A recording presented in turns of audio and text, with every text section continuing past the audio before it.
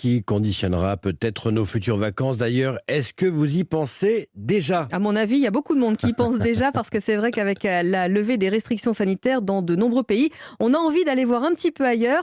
Maud Descamps, ça tombe bien, le salon du tourisme, c'est ce week-end. Il se tient à Paris et vous nous aidez un petit peu à faire le tri. Oui, et en tête des destinations cette année, les États-Unis, qui représentent 20% des réservations pour les vacances de printemps chez les vacanciers qui partent à l'étranger. Mais globalement, les Français se tournent vers du moyen courrier, c'est-à-dire des destinations européennes. Des envies de soleil avec le Maroc et la Tunisie qui voient leur niveau de réservation doucement remonter. Et 2022 devrait aussi marquer le grand retour de la croisière, estime Marianne Chandernagor, directrice du Salon mondial du tourisme.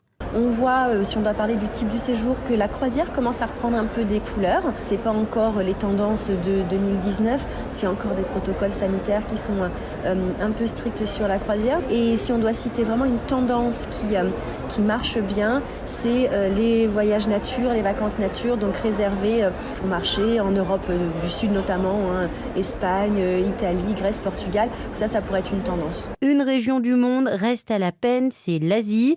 Les professionnels notent également une forme d'attentisme sur les réservations de cet été, entre crainte d'une reprise de la pandémie ou d'une aggravation du conflit en Ukraine. Les précisions de Maud Descamps.